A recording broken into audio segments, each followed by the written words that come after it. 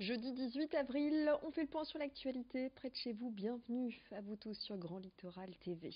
Direction Boulogne tout d'abord où toutes les semaines, une quinzaine de jeunes participent à un chantier jeunes citoyens. Ce chantier est organisé par la communauté d'agglo du Boulonnais en collaboration avec Habitat du Littoral et il réunit deux structures jeunesse du territoire, le CAJ d'Esdin, l'Abbé et l'espace Masse de Boulogne-sur-Mer. Le but, remettre en état des cages d'escalier sur le parc d'habitat du littoral.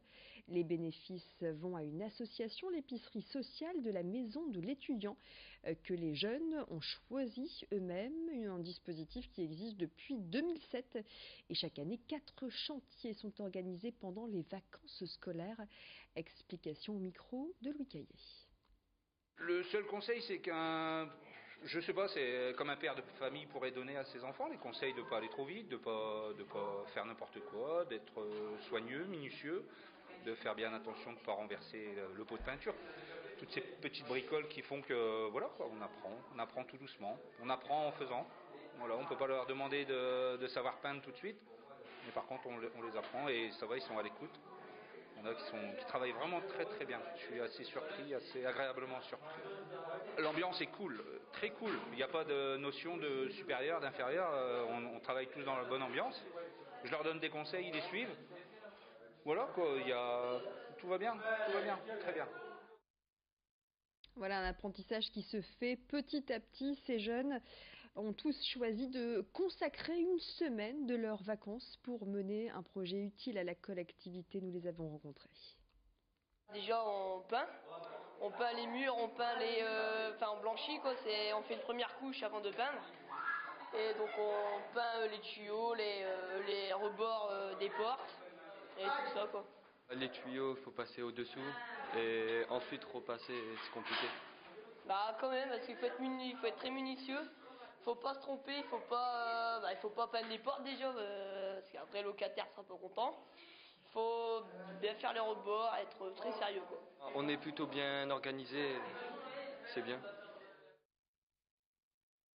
Le grand angle de la rédaction vous propose de découvrir la colocation intergénérationnelle. Elle consiste à faire cohabiter des personnes de différentes générations. Alors sous le même toit, chacun y trouve son compte et c'est aussi l'occasion de vivre une expérience humaine riche ou en tout cas différente. C'est le choix de Mathias, 37 ans, et de Christiane, 86 ans, qui se sont rencontrés grâce à l'association Génération et Culture.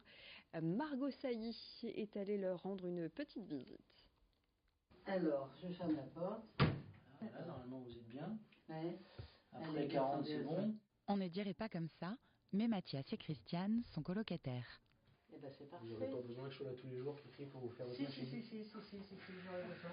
En septembre dernier, l'apprenti boulanger, ancien ouvrier viticole dans un monastère, dépose ses valises chez Christiane. Après la vie en monastère, en communauté, j'avais à cœur de pouvoir continuer à avoir une vie partagée. Et je sais que la problématique des personnes seules, personnes âgées, est réelle. Et donc j'ai contacté une association pour pouvoir avoir cette possibilité. Cette association, c'est Génération et Culture. Son objectif, combattre l'isolement chez les personnes âgées de la région. Et moi, mes petits-enfants et mes enfants sont très contents que je ne vive plus seule. Parce qu'ils se faisaient du souci. Quand par exemple le téléphone ne répondait pas, ils ne pensaient pas forcément que j'étais pas rentrée ou quelque chose comme ça. Ils avaient toujours peur que j'ai chuté quelque part et que personne ne soit là pour me tendre la main. Donc ça les rassure énormément. La générosité vraiment est partagée. Moi, Christiane prend soin de moi au moins autant que l'inverse. Une première expérience qui se révèle bénéfique pour les deux nouveaux amis. Christiane, moi je vous considère un peu comme une grand-mère d'adoption. J'étais sûre qu'il allait dire grand-mère. Comme une maman d'adoption, ça vous fait plaisir. Une colocation qui joint l'utile à l'agréable, puisque Mathias ne débourse que 250 € pour un vaste appartement en plein centre de l'île. Je vais être obligée de changer de locataire parce que mon locataire va se marier. Donc évidemment, c'est une raison nécessaire et suffisante. Avis aux amateurs, la place devrait être bientôt libre. Et puis vendredi dernier, le marché d'Audruic entre Calais et Saint-Omer a été élu plus beau marché de la région. Désormais, il se prépare pour conquérir la France et devenir le plus beau marché de France.